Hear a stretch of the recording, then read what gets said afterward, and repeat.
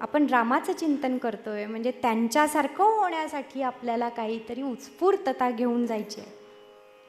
म्हणून महाधीर, गंभीर. आता गंभीर म्हणजे काय? तर एखाद्या परिस्थितीची खोली माहीत असणे, त्यासाठी खूप मोठं स्थैर्य पाहिजे.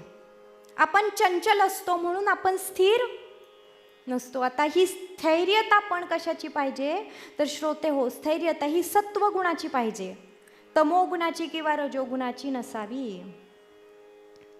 दही लावताना दही कसं लावायचं आपल्या गृहिणींना माहिती आहे बरं का. उगीच एवढं विरजण घेतलं आणि एवढंसं दूध घेतलं, त्याच्यासाठी ज्ञान पाहिजे, ज्ञानाची खोली, की किती दूध घ्यायचं, ते तापवायचं किती, मग ते थंड किती करायचं, त्याला विरजण कसं लावायचं, त्या ज्ञानाची खोली पाहिजे, तर ते विरजण नीट लागतं. बरं, आता हे दही लागावं म्हणून त्याला स्थिरता तरी द्यायला पाहिजे, स्थैर्य द्यायला पाहिजे की नाही. म्हणून 2 दिवस ठेवलं चालतं का? मग ते खाण्याच्या लायकीचं उरत नाही. म्हणून स्थैर्यता कशाची पाहिजे? सत्वगुणाची. एकदा त्याचं तमोगुणामध्ये रूपांतर झालं की तिथे स्थिरता ठेवून उपयोग नाही. म्हणून प्रभू रामांच्या चरणी जे स्थिर आहेत त्या स्थैर्याचीच आपल्याला स्थिरता ठेवायची आहे. आणि ती स्थिरता ही ज्ञानाच्या खोलीनं येते. एखादी इमारत बांधताना पाया कसा लागतो? भक्कम लागतो. एखादा वटवृक्ष असेल, त्याची मुळं कशी खोलवर रुतलेली असतात ना, त्याची खोली त्याला माहिती असते की एवढ्या खोल मी गेलो तर हा वृक्ष व्यवस्थित राहणार आहे, नाहीतर तो कोसळणार आहे. त्याचप्रमाणे ही ज्ञानाची खोली आपल्याला माहिती पाहिजे, तर आपण धैर्य ठेवू शकतो. म्हटलं ना, उलटा सिक्वेन्स आहे. पूर्ण प्रताप करण्यासाठी पहिल्यांदा गांभीर्य माहिती पाहिजे, ज्ञानाची खोली आत्मसात केली पाहिजे आणि त्याच्यासाठी धैर्य ठेवायला पाहिजे. आम्ही वरवरचं ज्ञान घेतलं की आम्ही अर्ध्या हळकुंडाने पिवळे झालेच म्हणून समजायचं. जे कोणी खूप ज्ञान मिळवतात, परदेशामध्ये जाऊन शिकतात, त्यांना असं वाटतं का की नाही, आता मी भारतात परतलो, आता आपल्या भारतातल्या एकाला सुद्धा परदेशात जाऊन शिक्षण घ्यायची गरज नाही, मी एवढं ज्ञान मिळवून आलोय की आता मी सगळ्यांना ज्ञानाने संपन्न करू शकेन, असा आत्मविश्वास आमच्यात येत नाही. त्याचं कारणच हे की आम्ही तेवढ्या खोलवर त्या गोष्टीचा विचार केलेला नसतो. पेशवाईच्या उत्तर काळामध्ये नीलकंठ शास्त्री थत्ते नावाचे महान नैयायिक होऊन गेले. ते त्या काळामध्ये व्याकरण शिकण्यासाठी काशीला गेले, मराठी व्याकरण शिकण्यासाठी काशीला गेले. आणि काशीवरून आल्यावर इतकं खोल ज्ञान प्राप्त करून आले की महाराष्ट्रात येऊन म्हणाले, आता व्याकरण शिकण्यासाठी माझ्या महाराष्ट्रातल्या कुणाला सुद्धा काशीला जाण्याची आवश्यकता पडणार नाही, मी सगळं घेऊन आलोय, मी सगळ्यांना देणार आहे. इतकी त्या ज्ञानाची खोली आपल्याला यायला पाहिजे आणि त्यालाच गांभीर्य असं म्हटलं जातं. आणि हे धैर्य, गांभीर्य असेल तर श्रोते हो, काय होतं? पूर्ण प्रताप गाजवला जातो. विजेतव्याम लंका चरणतरणीयो जलनिधी. हां, आता प्रभू रामचंद्रांनी जो प्रताप गाजवलाय तो ह्या सुभाषितात सांगितला आहे बघा. साधा सुद्धा प्रताप करायचा आहे का? विजेतव्या लंका चरणतरणीयो जलनिधी विपक्षः पौलस्यः रणभूमिसहायाश्च कपयः तथाप्येको रामं सकलमवदित राक्षसकुलं क्रियासिद्धि सत्वैव सति महतां नोपकरणे. जय जय रघुवीर श्रीराम समर्थ. हो, काय सांगतायत? विजेतव्या लंका, लंकेवर विजय प्राप्त करायचा आहे. कसा? हेलिकॉप्टर, आगगाडी आहे का? तर चरण तरणी यो जलनिधी, समुद्र पार करून जायचा आहे चालत. साधा सुद्धा प्रताप नाहीये. बरं, जो दुसऱ्या बाजूला विरोधी पक्षात आहे तो काही साधा सुद्धा आहे? विपक्षः पौलत्स्यः, पुलत्स्य ऋषींच्या कुळामध्ये जन्मलेला रावण. किती प्रतापी आहे तो. शिवाचा भक्त आहे, ब्राह्मण आहे, विद्वान आहे, असा तो विरुद्ध पक्षात असलेला. आणि प्रभू रामांच्या साह्याला कोण आहे? तर रणभूमी सहाय्याश्च कपयः, वानरसेना सहाय्याला. आणि तथापेको रामम सकलमवदित राक्षसकुलम, तरी सुद्धा भगवान रामचंद्रांनी सगळ्या राक्षस कुळाचा नाश केलेला आहे. आणि शेवटच्या ओळीमध्ये सिद्धांत सांगितलेला आहे, क्रिया सिद्धी सत्वे वसती महताम नोपकरणे. हो, जर आपल्यामध्ये सत्व असेल, तेवढं सामर्थ्य असेल, तर कोणत्याही उपकरणांची आवश्यकता भासत नाही. हो, नाहीतर एकदा काय झालं, आमच्या घरी पाहुणे आले. जरा कंटाळा आला की थोडंसं हलकं फुलकं वातावरण करावं लागतं. आमच्या घरी एकदा पाहुणे आले आणि डॉक्टर साहेबांनी मला येऊन सांगितलं, गायत्री 6 जण आलेत, चहा टाक. मी म्हटलं, अहो चहा केला असता, जर साखर असती तर तुम्हाला चहा पावडर आणायला सांगितली असती, पण दूधच संपलंय. म्हणजे घरामध्ये काहीच नाही. म्हणजे मी एक चांगली गृहिणी नाही असं तुम्हाला हसवण्यासाठी सांगते. हो, पण तरी नाही आहे ना, घरामध्ये चहा पावडर नाही आहे, दूध संपलंय, साखर नाही आहे. बरं ठीक आहे, पटकन आमची लिंबाची बाग आहे, हॉट लेमन केलं, दिलं. हो, उपकरणांची आवश्यकता नाही आहे. जे काही आहे त्याच्यामध्ये तुम्ही काय देऊ शकता हे अतिशय महत्त्वाचं आहे. म्हणजे क्रियासिद्धी ही कशावर अवलंबून आहे? तर आपल्यात असलेल्या सामर्थ्यावर अवलंबून आहे. म्हणून प्रभू रामचंद्रांचा आदर्श घ्यायचा की काहीही सहाय्याला नसताना एवढा मोठा प्रताप प्रभूंनी गाजवलेला आहे.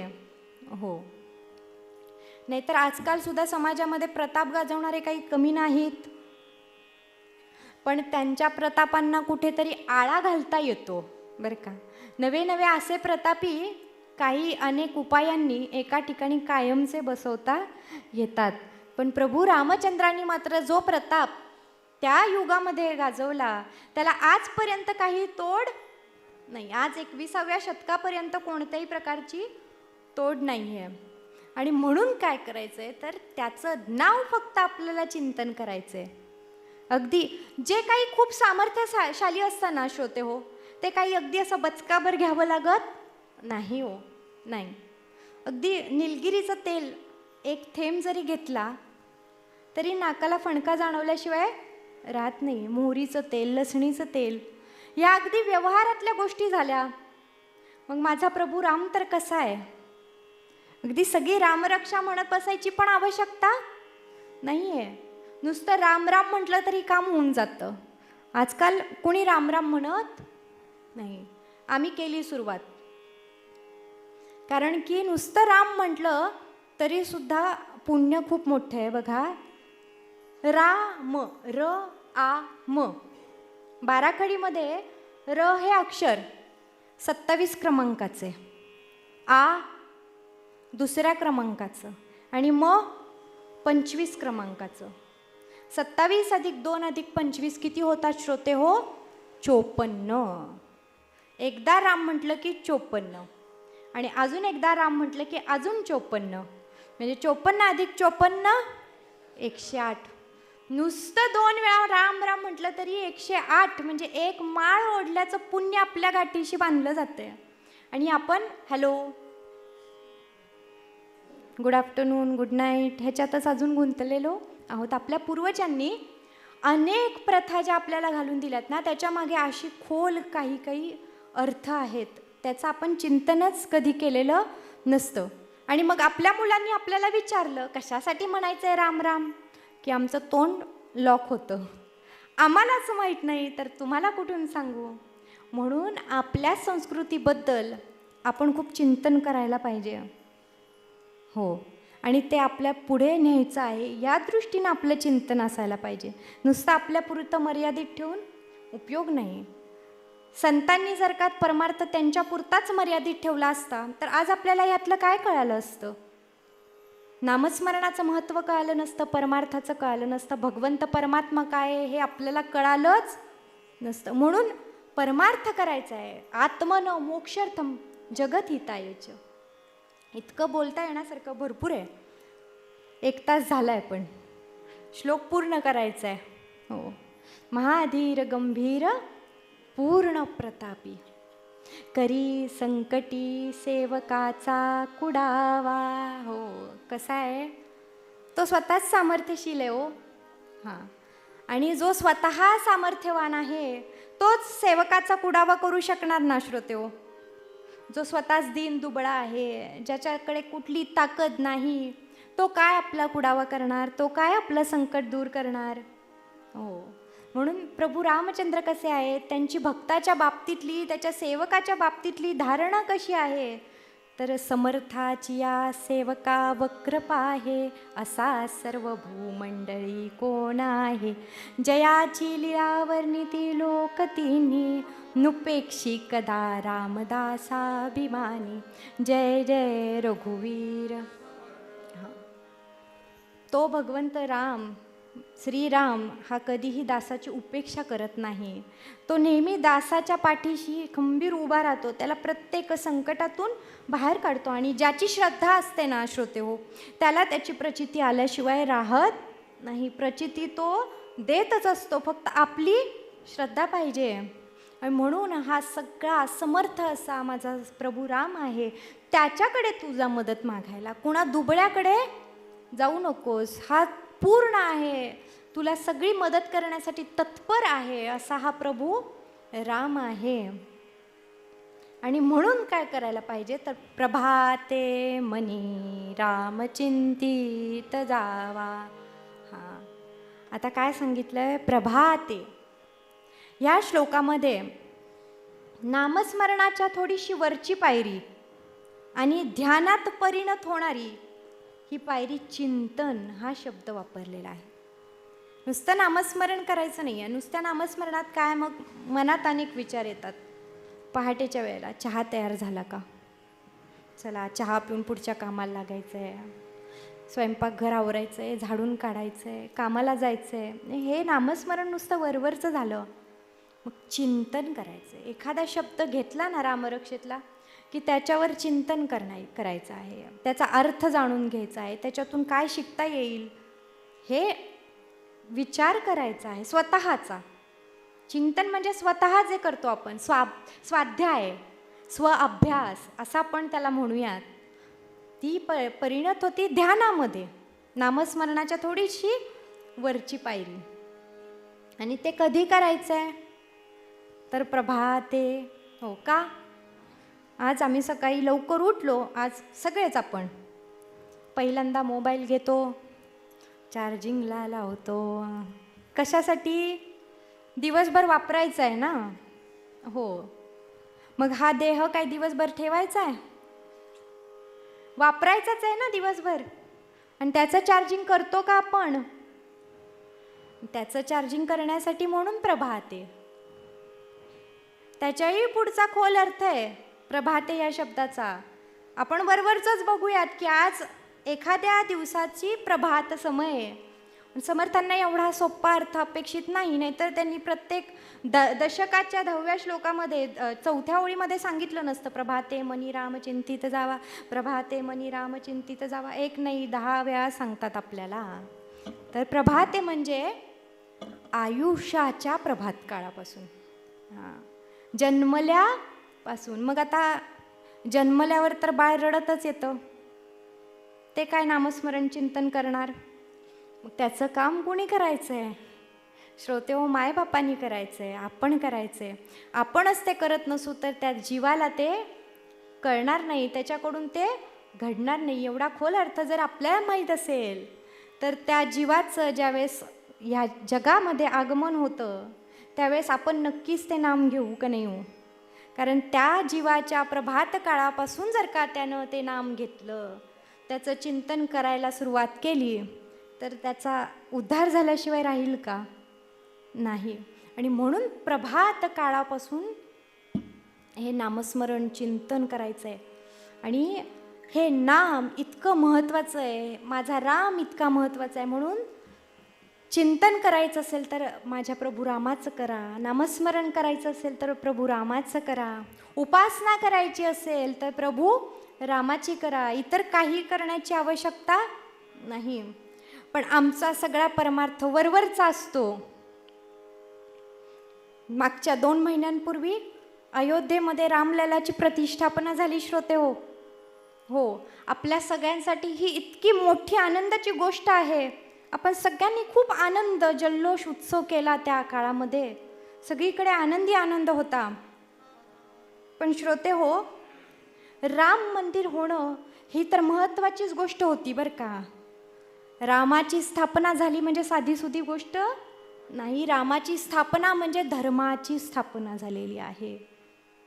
आणि राम मंदिर होणं इथपर्यंत हा विषय नाही, तर आता हे मंदिर, हा धर्म टिकायला पाहिजे हो श्रोते हो. आणि तो टिकेल कसा? ज्यावेळेस तुम्ही आम्ही एकत्र येऊ, त्याच्यावर विचार चिंतन करू आणि त्या दृष्टीनं वाटचाल करू. आपण नुसतं बहुसंख्या असून उपयोग नाही आहे, तर आपण त्या दृष्टीनं पाऊल उचलणं अतिशय महत्त्वाचं आहे. श्रोते हो, राम मंदिर कोणी पाडलं? अफगाणिस्तानच्या बाबरने. बरं, जेव्हा बाबर आला त्यावेळेस आपण बहुसंख्यच होतो नाही का, पण तरीसुद्धा राम मंदिर पडलं. ज्यावेळेस गजनी आला तेव्हासुद्धा आपण बहुसंख्यच होतो, पण तरीसुद्धा सोरटी सोमनाथचं मंदिर 17 वेळा पडलं. 1 नाही 2 नाही 17 वेळा. ज्यावेळेस अल्लाउद्दीन खिलजी आला त्यावेळेस आपण बहुसंख्यच होतो, पण तरीसुद्धा राणी पद्मिनीला जोहार करावा लागला. ज्यावेळेस मोहम्मद घोरी आला तेव्हासुद्धा आपण बहुसंख्यच होतो, पण तरीसुद्धा पृथ्वीराजाचे डोळे फोडले गेले. ज्यावेळेस अकबर आला तेव्हासुद्धा आपण बहुसंख्यच होतो, पण तरीसुद्धा महाराणा प्रताप हारले.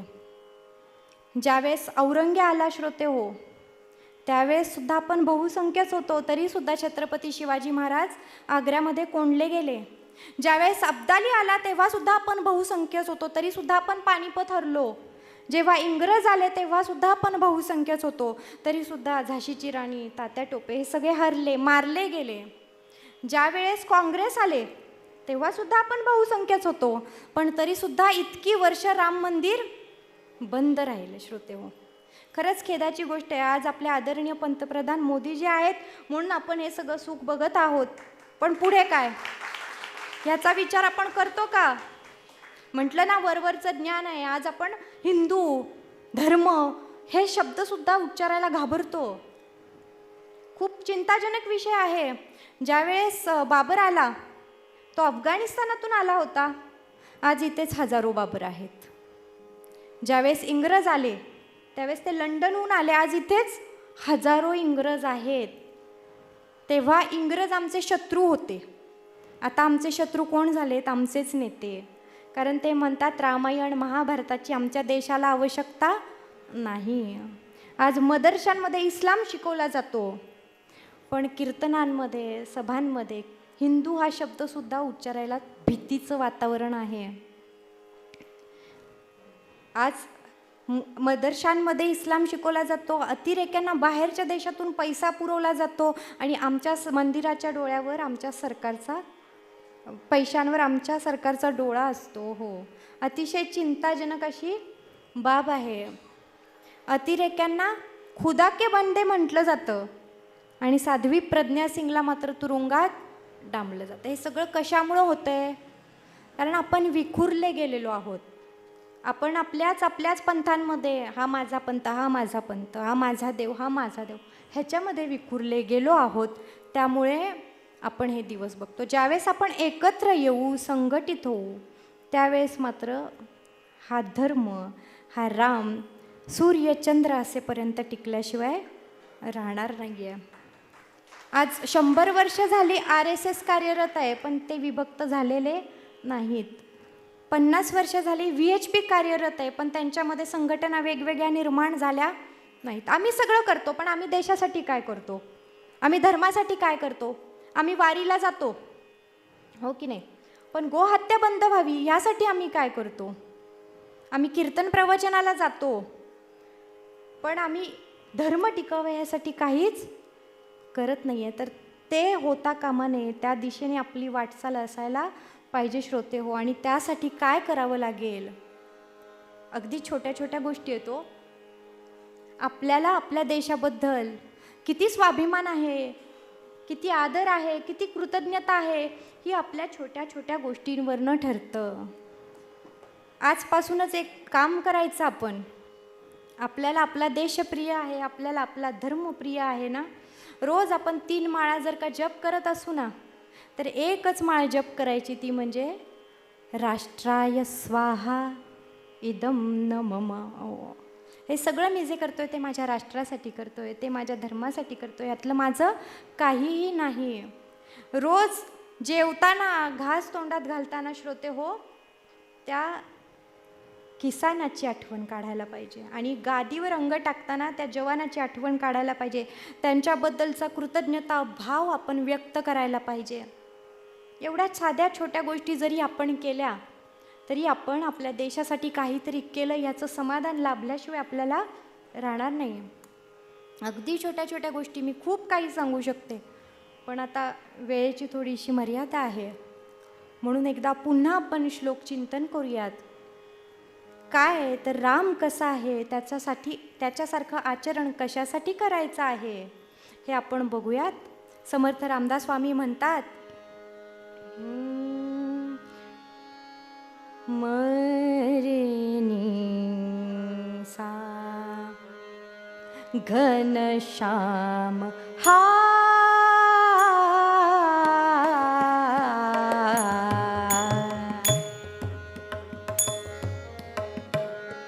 घनश्याम हा राम लावण्य रूपी.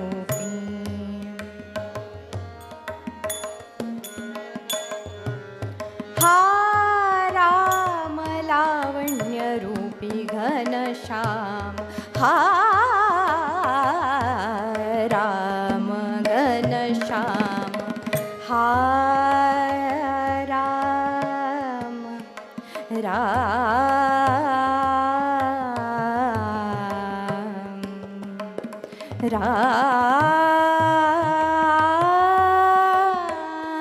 लावण्य रूपी, राम लावण्य रूपी.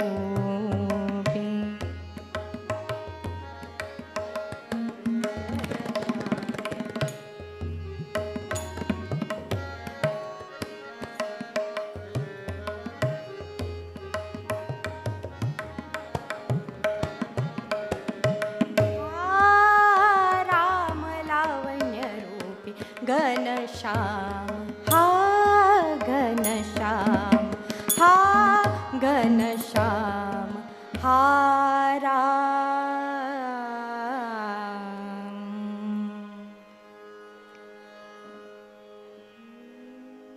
रघुपती राघव राजा राम, पतित पावन सीताराम.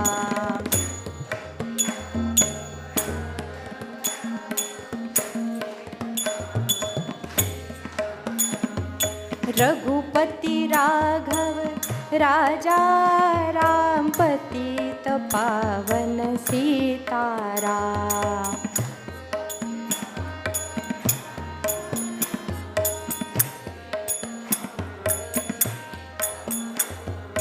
रघुपति राघव राजा राम, पतित पावन सीताराम.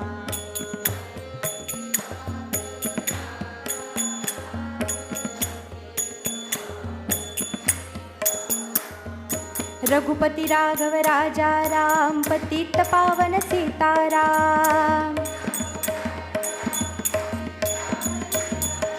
रघुपति राघव राजा राम, पतित पावन सीताराम. रघुपति राघव राजा राम, पतित पावन सीताराम.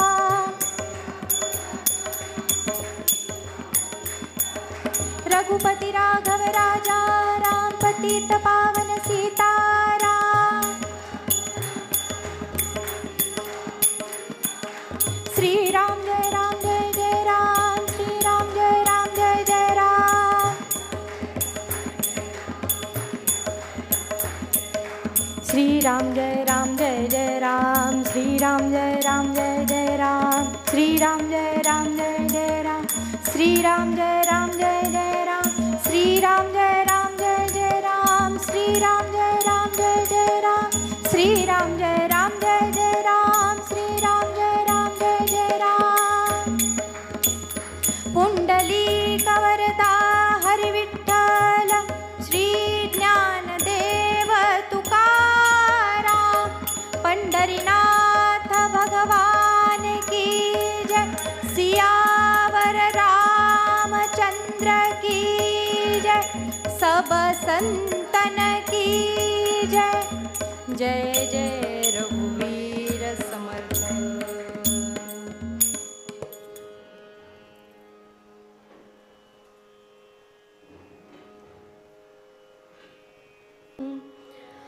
भाग्यहीन मी काळकंठिते, भाग्यहीन मी काळकंठिते, वेळ जावया ग्रंथ वाचिते, वेळ जावया ग्रंथ वाचिते।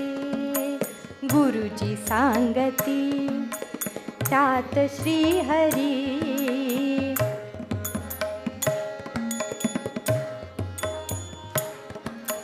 गुरुजी सांगती त्यात श्री हरी, देई दर्शना दुःख तो हरी, देई दर्शना दुःख तो हरी। भाग्यहीन मी काळकंठिते, भाग्यहीन मी, भाग्यहीन मी, भाग्यहीन मी।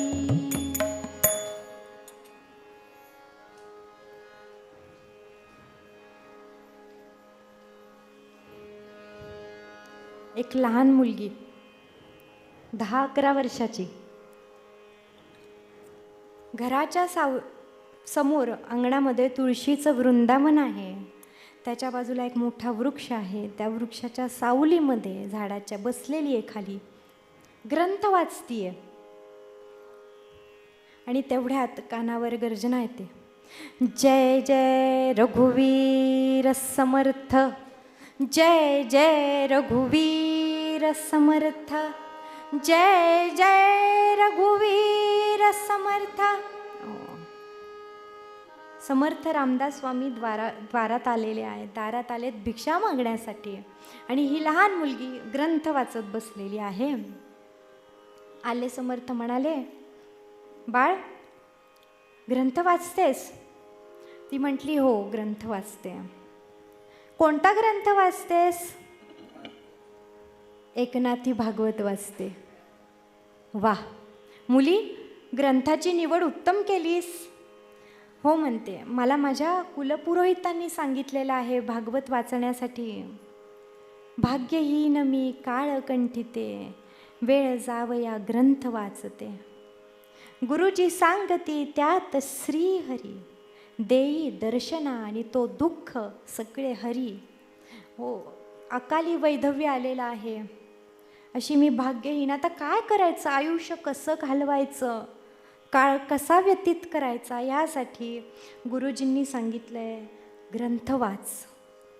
त्यांनी सांगितलं ह्याच्यामध्ये जो हरी आहे, हरिकथा आहे, हरीर हरती दुःखानी, हरीर हरती पापानी, सगळं दुःख पाप नाश करणारा हा हरी, ही हरिकथा वाच। हो बर, छान, उत्तम, एकनाथी भागवत वाचतेस, छान, पण बाळ काही कळतं का? जे काही वाचतेस लक्षात येतं का? ती म्हणाली, नाही हो, नाही, काहीही कळत नाही, अनेक प्रश्न पडतात, पण कुणाला विचारावं? माझं माझं जवळचं असं कोणीसुद्धा नाही की ज्याला मी या सगळ्या शंका विचाराव्या आणि त्यानं माझ्या या सगळ्या शंकांचं निरसन करावं, सांगावीत उत्तरं, कोणी नाही.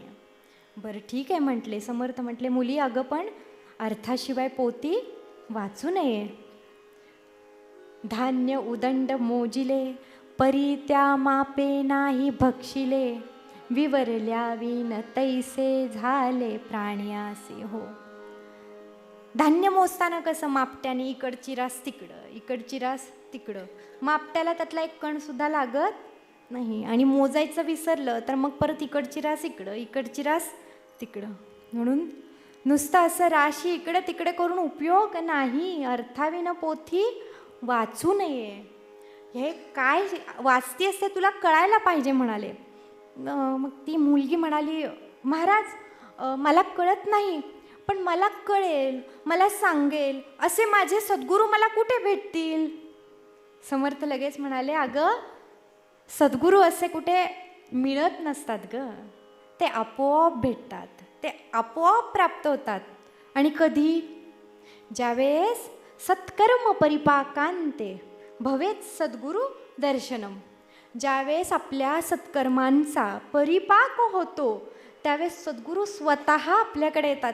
आम्ही उगीच म्हणतो आम्ही अमका गुरु केला, आम्ही तमक्याचा अनुग्रह घेतला. नाही, सद्गुरू हा मिळायचा असतो, मिळवायचा नसतो. आपण काही प्रयत्न करून उपयोग नाही. त्याची आपली ज्यावेळी गाठभेट धरली आहे, ज्याप्रमाणे नाही का वधूवराच्या गाठी यावरनं बांधलेल्या असतात. लग्नात सगळे नातेवाईक येतात, अरे ही मुलगी का, अरे ही तर माहिती होती आमच्या अशा अशा नात्यातली. हां, ज्याप्रमाणे ह्या गाठी बांधलेल्या असतात ना, तशा गुरु शिष्यांच्या पण गाठी या वरनच बांधून आलेल्या असतात. समर्थ म्हणाले बरं जा आता जास्त वेळ घालवू नकोस, जा आतमध्ये काहीतरी भिक्षा घेऊन ये. ही गेली पळत पळत आतमध्ये. जे काही गूळ डाळ गहू तांदूळ जे काही होतं घरामध्ये ते आणलं आणि समर्थांना दिलं आणि समर्थ तिथून निघून गेले. आता ही पुन्हा ग्रंथ वाचायला लागली, पण ग्रंथातला अर्थ काही कळेना. मोक्ष शब्द, परमार्थ शब्द, आत्मा परमात्मा काही काही अर्थ कळेना. मन लागेना वाचनामध्ये. म्हटली आता काही आपलं वाचन होणार नाही. ग्रंथ झाकून ठेवला बंद करून. दुपारच्या वेळेला सगळ्यांची जेवणं झाली, पण हिला काही जेवणानंतर सुचेना. आता ही कुलपुरोहितांच्या घरी गेली. गुरुजींचं जेवण नुकतंच झालं होतं आणि माझघरात चौपाळ्यावर बसले होते. पाठ होती दरवाजाकडे. वेणा गेली, दाराशी उभी राहिली. खूप प्रथा होत्या, खूप बंधनं होती हो.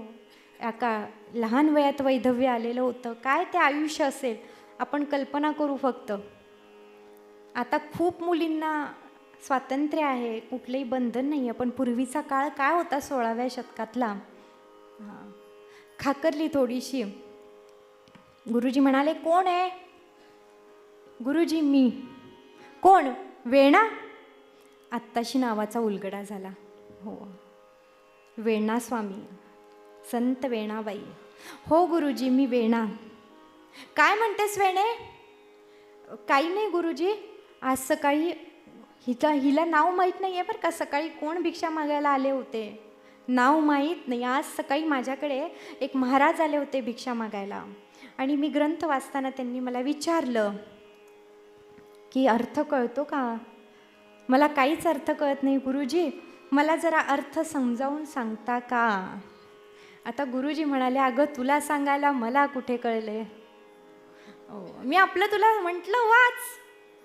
हां, अथा तो ब्रह्म जिज्ञासा. म्हणजे हां, वाचता वाचतास तुझं काही पूर्वसंचय असेल, संचित असेल, लागली गोळी निशाण्यावर आणि तुला काहीतरी बुद्धी प्राप्त झाली, त्यातून काहीतरी तुझ्या आयुष्याचं सार्थक झालं तर झालं. मी आपलं तुला सांगितलं वाच. असाच असतो ना आपला परमार्थसुद्धा.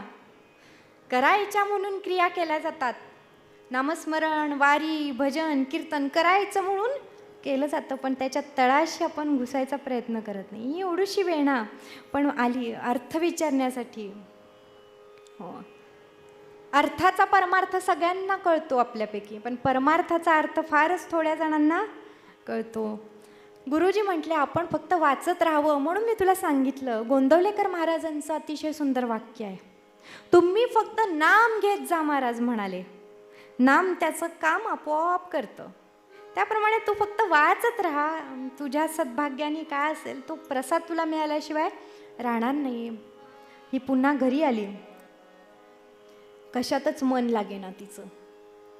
काम करताना, झोपताना, सडा रांगोळी करताना, काही करताना हिचं काही मन लागेना. सतत ते महाराज आता परत कधी येतील, त्यांना मी माझ्या परमार्थातल्या शंका कधी विचारेन, इतकी उत्सुकता निर्माण झाली होती.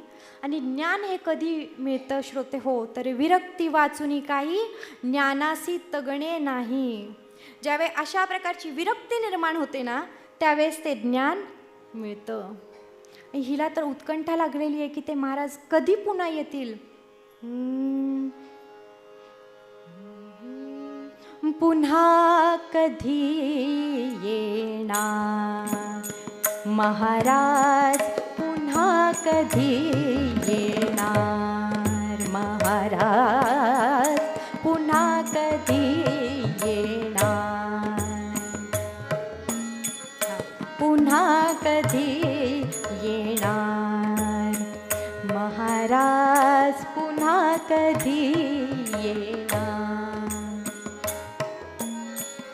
रात्रंदिन हा ध्यास लागला, रात्रंदिन हा ध्यास लागला. योगीराज तो नयनी भरला, योगीराज तो नयनी भरला. अर्थ कसा कळणार महाराज, अर्थ कसा कळणार महाराज, पुन्हा कधी ओ पुन्हा कधी, पुन्हा कधी येणार. तळमळ लागली, चित्ताची सतत घालमेल चालू आहे की कधी एकदा ते महाराज पुन्हा येतील आणि मला त्यांना प्रश्न विचारायची संधी मिळेल. आणि एक दिवस झालं असं, मिरजला सासरी राहणारी ही वेणा, आणि तिला एकदा संधी चालून आली कोल्हापूरला जाण्याची. कोल्हापूर हे वेणा स्वामींचं माहेर. कोल्हापूरचे गोपोजी पंत देशपांडे आणि राधिकाबाई देशपांडे यांची अतिशय सत्वगुणी ही वेणा. कोल्हापूरला जायची संधी आली. कोल्हापुरात आली वेणा, आणि पूर्वीच्या काळची प्रथा, अजूनसुद्धा ती प्रथा आहे श्रोते हो, की अख्खं कुटुंबाच्या कुटुंब सकाळी सकाळी महालक्ष्मीच्या जगदंबेच्या दर्शनाला मंदिरात जातं. घरातले सगळे लहानांपासून थोरांपर्यंत. त्याप्रमाणे ही वेणा तिच्या आईवडिलांबरोबर, घरातल्या इतर भावंडांबरोबर दर्शनाला गेलेली आहे. आता वैधव्य प्राप्त झालेलं आहे, विधवा आहे, आतमध्ये जाण्याची परवानगी नाही. श्रोते हो बघा काय काळ होता. बाहेरच थांबली, घरातले सगळे दर्शनाला गेलेत आणि ही बाहेर थांबली आहे. बाहेरूनच मनोमन हात जोडले, नमस्कार केला जगदंबेला. दुःख तर भरपूर होतं, मनातल्या मनात सगळं कथन केलं. महाराजांना भेटो जगदंबे, प्रार्थना केली, करुणा भाकली. आणि तेवढ्यात कानांवर काही शब्द पडले आजूबाजूचे. काय हो, काल रात्रीचं कीर्तन होतं, काय सुंदर कीर्तन. त्या कीर्तनामध्ये डोळ्यातून अश्रुधारा वाहत होत्या अक्षरशः. काय ज्ञान आणि ओतप्रोत भरलेलं ते कीर्तन. आणि महाराजांचं तर ते रूप, भगवी वस्त्र नेसलेले ते महाराज, भव्य शरीरयष्टी, सुंदर असा चेहरा, काय तेज होतं त्या चेहऱ्यावर. आणि महाराज एक एक एक एक शब्द बोलायचे त्यावेळेस अक्षरशः चित्तावर फुंकरच पडायची.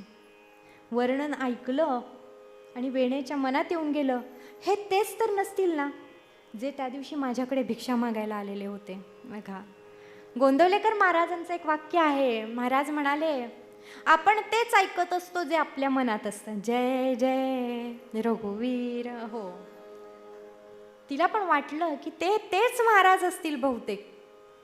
आणि घरी जाताना वडिलांना म्हणाली, बाबा अहो इथे कीर्तनं चालू आहेत का कोणत्या महाराजांची?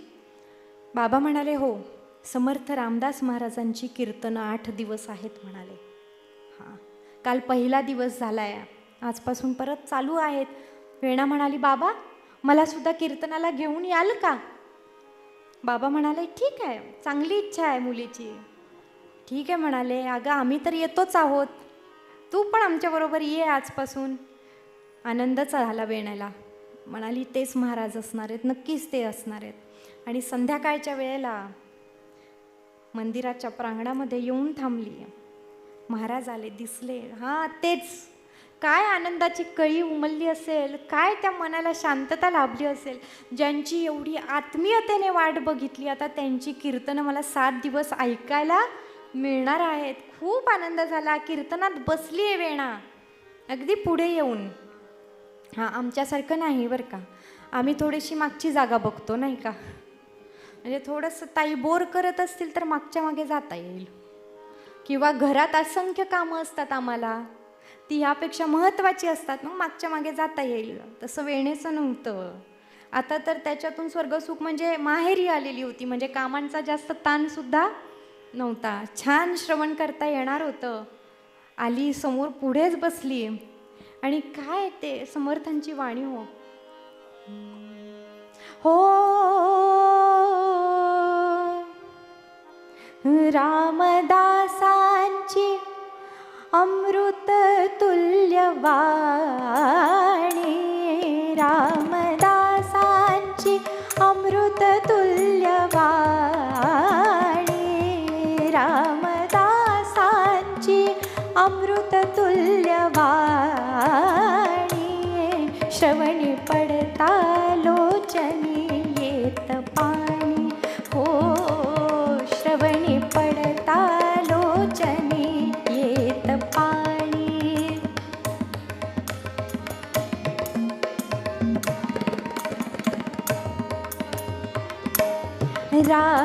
रामदासांची अमृत तुल्य वाणी, श्रवणी पडता लोचनी येत पाणी. स्वये येतो येतो, स्वये येतो येतो, स्वये येतो, स्वये येतो कीर्तना रावणारे, स्वये येतो कीर्तनास रावणारे.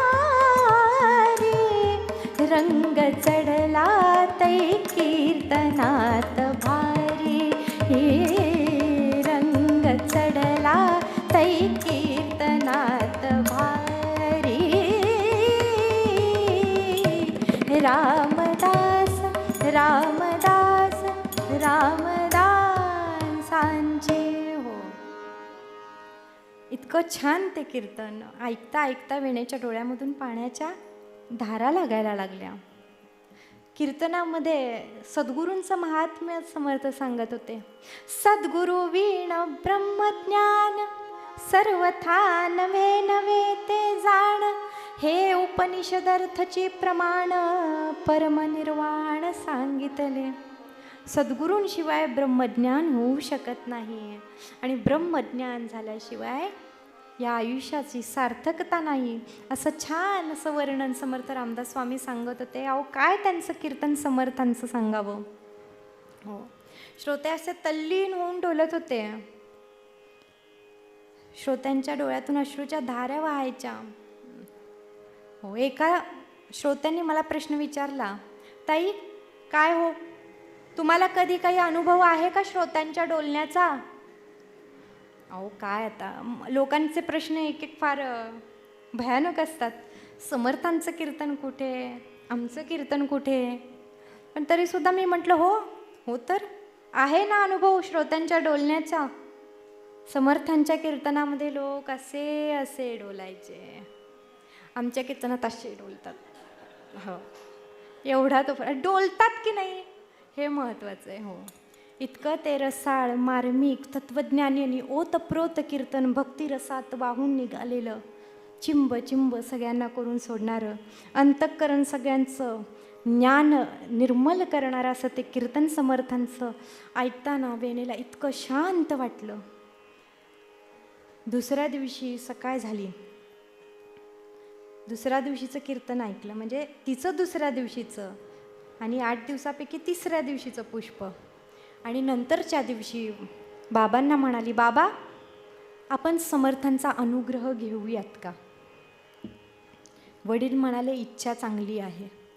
म्हणाले, ठीक आहे, आपल्या मुलीच्या या वैराण आयुष्यामध्ये कुठेतरी एक छान विरंगुळा मिळतोय, तिला काहीतरी ज्ञान मिळतंय, तिची इच्छा आहे तर घेऊया म्हणाले, तिला तर घेऊ देत, तिच्याबरोबर आपण सुद्धा सगळेजण अनुग्रह घेऊया म्हणाले. कीर्तनाला गेले. कीर्तन झाल्यावर हे सगळेजण गेले. देशपांडे कुटुंब समर्थांच्या चरणांवर मस्तक ठेवलं आणि समर्थांना इच्छा बोलून दाखवली की महाराज, आम्हाला सगळ्यांना तुमचा अनुग्रह पाहिजे, तर तुम्ही आमच्यावर तेवढी कृपा करा.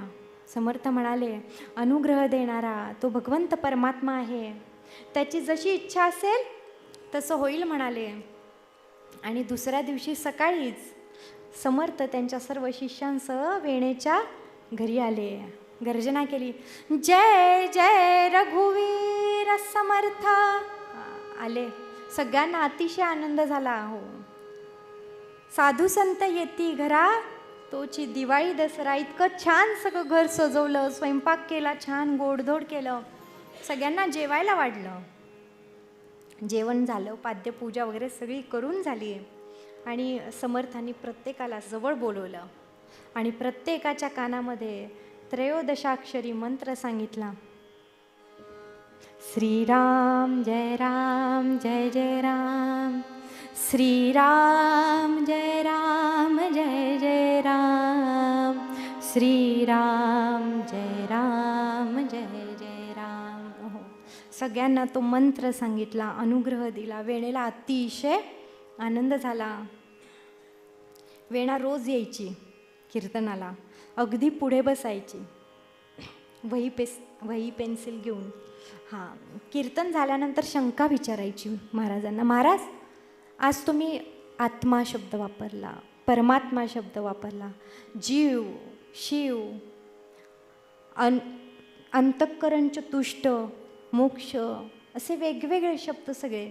म्हणायची, ह्याचा अर्थ काय, ह्याचा अर्थ काय, मला हे सांगा, मला ते सांगा. आणि समर्थसुद्धा अगदी तिला सगळा दृष्टांत व्यवस्थित सांगून तो सिद्धांत पटवून द्यायचे. वेणा सगळं लिहून घ्यायची. हां, छान चालू होतं सगळं. गुरु शिष्यांचं नातं, मग तो स्त्रीचा देह आहे की पुरुषाचा, ह्याचं त्या दोघांना काही पडलेलं नसतं, पण आपल्यासारख्या समाजाला खूप त्याचं घेणं देणं असतं. निंदेला सुरुवात झाली सगळीकडे. बघितलत का, पांढरी साडी काय नेसतात, कपाळाला बुक्का काय लावतात, स्वतःला जरूर मीराबाई समजतात. हो, रोज कीर्तनाला येऊन पुढे बसायच्या. बघितलत का, समर्थांनी हसले की ह्या हसतात, समर्थांच्या डोळ्यात पाणी आलं की ह्यांच्या डोळ्यात पाणी येतं. हो, पण अहो, आम्ही त्याच्याही पुढे जाऊन बघितलेलं आहे. समर्थ सांगतील अगदी तसं नाम घेतात, समर्थ सांगतील तशी उपासना करतात, हे बाकीचे बघणार नाहीत. अगदी लोकनिंदेला सुरुवात झाली. ही कोल्हापुरातली कीर्तनं संपली आणि मीराबाई, वेणाबाई मिरजेला आला त्यांच्या सासरी. आता समर्थांनी काय सांगितलंय की कुठेही असो आपण श्रवण हे आपल्याकडनं व्हायलाच पाहिजे. जेथे नाही श्रवण स्वार्थ, तेथे कैसा हो परमार्थ, आधी केले ती तुके व्यर्थ, श्रवणे वीण हो तसे हो. म्हणून करे मिरजेला आल्या, पण कुणाचंही कीर्तन का असे ना, समर्थांचंच असावं असं नाही, कुणाचंही कुठल्याही मंदिरात कीर्तन असेल तर वेणाबाई तिथे जाऊन बसायच्या. म्हणजे महत्त्वाचे श्लोक, प्रार्थना, काय काय असतील शब्द ते सगळ्या लिहून घ्यायच्या. असं त्यांचं छान चाललेलं होतं, पण लोकांना ते काही बघवत नव्हतं. कसं आहे माहिती आहे का श्रोते हो, कीर्तनात आलेले प्रत्येकजणच कीर्तनासाठी आलेले असतात असं नाही आहे. वेदिका वर्णमिच्छन्ति अर्थमिच्छन्ति पंडितः गायका स्वरमिच्छन्ति कथा च इतरे जनाः. वेगवेगळ्या प्रकारचे लोक कीर्तनात आलेले असतात. एखादा विद्वान असतो, त्याचा खूप छान अभ्यास असतो ना, मग तो बघायला येतो कीर्तनकार ताईंचं कुठे न चाणं होतो का. रामाने बाण मारला, तो पकडतोच हो तिथे. अरे बरोबर आहे, त्याचं आयुष्य सगळं त्याच्यामध्ये गेलं, त्याला तिथली चूक दिसणारच आहे. अर्थमिच्छन्ति पंडितः, एखाद्या श्लोकाचा अर्थ कसा सांगतात बुवा, हे बघण्यासाठी काही काही जण आलेले असतात. गायका स्वरमिच्छन्ति, जे कोणी गायक असतील ते स्वर बघायला येतात. त्यांचा कुठे पचा रे होतो का, मचा ध होतो का, तीव्र मचा शुद्ध म होतो का, असं बघायला. पुरिया धनश्रीचा यमन होतो का. म्हणजे प्रत्येकजण आपलं आपलं ज्ञान घेऊन आलेला असतो. आणि सामान्य काही लोक असतात ते कथाच इतरे जना, आम्हाला बाकी काही नको, आम्हाला फक्त कथा ऐकायची, असे सुद्धा काही जण आलेले असतात. तसेच सगळ्या प्रकारचे आलेले ते श्रोते. मग वेणाबाईंना टोचून टोचून बोलायला सुरुवात झालेली होती. सासू सासऱ्यांपर्यंत प्रकार पोचलेला होता. कसं आहे माहिती आहे का, माणसाचा तर सगळ्यात वाईट स्वभाव कुठे कळून येत असेल ना, तर तो म्हणजे छिद्रान्वेषण. अगदी एक कागद आहे पांढरा शुभ्र कापड, आणि त्याच्यावर भोक असेल छोटंसं छिद्र, तर त्याच्यातूनही पलीकडे जे चाललंय ते त्या माणसांना दिसतं. एक हिंदी कवी अतिशय छान सांगतात, बुरा न कोई रंग या रूप से कहलाता है, बुरा न कोई रंग या रूप से कहलाता है, ये तो दृष्टि भेद है जो गुण दोष बतलाता है, कोई कमल की कली ढूंढ लेता है कीचड़ में और किसे चांद पर भी दाग नजर आता है. हो, तो चंद्र किती सुंदर आहे, अरे पण त्याच्यावर तो दाग तेवढा नव्हता पाहिजे. अरे पण बाकीचं बघ ना, तो दागच काय घेऊन बसलास. पण नाही, माणसाला डागच आधी दिसतो. पूर्ण छान स्वच्छ पांढऱ्या कापडावरचा काळा ठिपका पहिल्यांदा दिसतो ना, त्याचप्रमाणे मग वेणाबाईंना इतक्या